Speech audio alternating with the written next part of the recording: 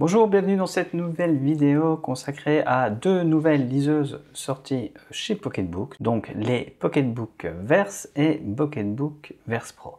Alors avant de rentrer dans les détails, je vous invite à vous abonner à la chaîne, à mettre un petit pouce vers le haut, à laisser un commentaire, allez voir les liens dans la description, en particulier vers la newsletter qui vous permet de recevoir des bons plans, des réductions sur les liseuses et les e-books. Alors Pocketbook, c'est une entreprise qui n'est pas distribuée en France puisque c'est Viblio, ici, par exemple avec cette Viblio Touch Luxe 5 qui distribue les liseuses Pocketbook, mais elles sont disponibles dans de nombreux pays, dans d'autres pays francophones.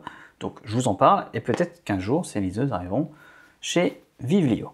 Alors Pocketbook a décidé de renouveler certaines de ces liseuses en mettant un petit peu à jour le matériel et en changeant de nom. Donc on a tout d'abord la Pocketbook Verse qui est le remplaçant de la Pocketbook Touch Luxe 5 et donc potentiellement de la Viblio Touch Luxe 5. Et la Pocketbook Verse Pro qui est une version un peu plus complète qui va remplacer la Pocketbook Touch HD 3 disponible en France sous le nom de Viblio Touch HD+.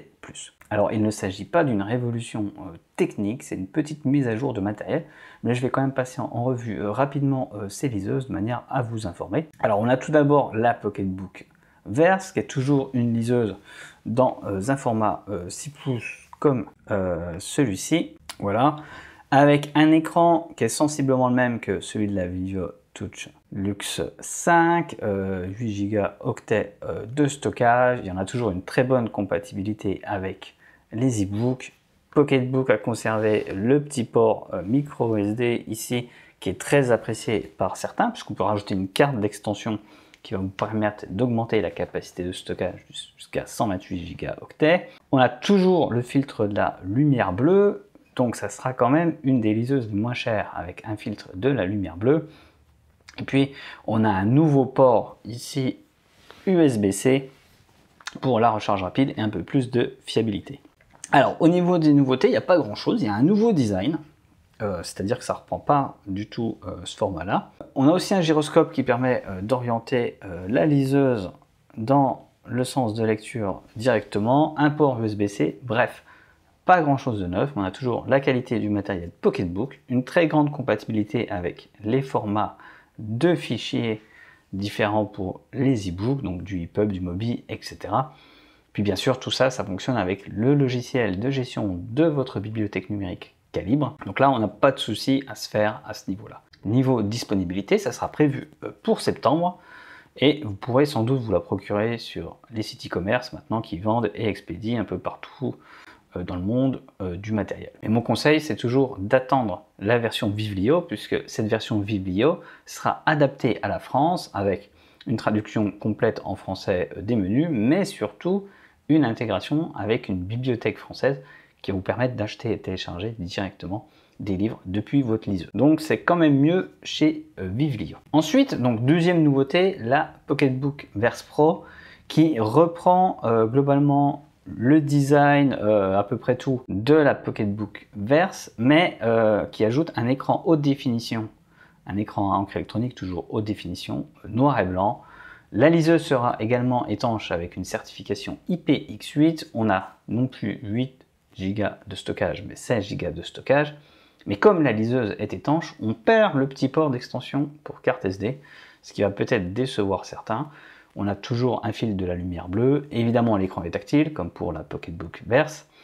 Et puis, on a surtout les fonctionnalités de lecture de livres audio avec une interface Bluetooth. Donc, il va vous falloir connecter une enceinte Bluetooth ou un casque Bluetooth pour écouter les livres audio. Et on a la fonction qui est de plus en plus appréciée, qui est la fonction de text-to-speech, c'est-à-dire de synthèse vocale, et qui va transformer un livre classique, un e-book, en livre audio. Là encore, il faudra une connexion Bluetooth avec un casque approprié pour que ça fonctionne. Niveau prix, voilà, il faut s'attendre à un prix autour de 130 € pour la Pocketbook Verse et 150-160 € pour la Pocketbook Verse Pro. J'ai trouvé ces liseuses déjà en précommande sur certaines boutiques comme Amazon.com. En France, on n'a rien d'annoncé pour le moment.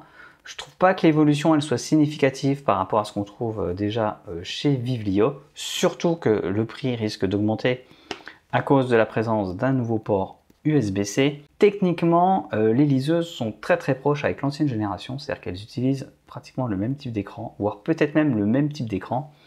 Donc ça ressemble plus à un coup marketing pour Pocketbook qui cherche à renouveler complètement cette année sa gamme de liseuses. En tout cas, si vous cherchez des nouveautés du côté de chez Vivio, ce mois-ci, il y a leur nouvelle liseuse grand format, la Vivio Inkpad 4, qui va sortir dans quelques jours. Je vous mets des liens dans la description, c'est une liseuse très intéressante.